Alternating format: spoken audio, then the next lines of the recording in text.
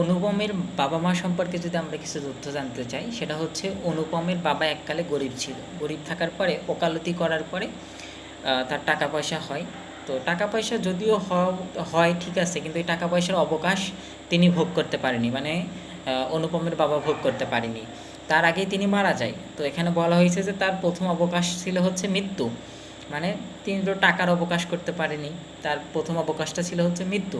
তো যখন তার বাবা মারা যায়, অনুপমের বাবা যখন মারা যায়, তখন অনুপমের বয়স ছিল অল্প। এখানে বয়সের কথা উল্লেখ করা নাই আসলটা, মানে কত বয়স সংখ্যার কোনো বয়স নাই, এখানে বলা আছে যে তার তখন বয়স ছিল অল্প। তো অল্প বয়স ছিল। তো এরপরে যখন হচ্ছে আমরা অনুপমের মায়ের কাছে যাই, অনুপমের মাও ছিল গরিব ঘরের মেয়ে, কিন্তু অনুপমের বাবা তো টাকা পয়সা ওকালতি করে টাকা পয়সা গেছে। অনুপমের বাবার পেশা ছিল ওকালতি বা উকিল বা অ্যাডভোকেট, ঠিক আছে। তো টাকা পয়সা করে থেকে গেছে, তিনি তো অবকাশ করতে পারেনি। তো তার টাকা নাড়াচাড়া করে অনুপমকে বড় করছে তার মা। তারা তো বড়লোক হইলো, টাকা পয়সা তো সব রেখে গেল।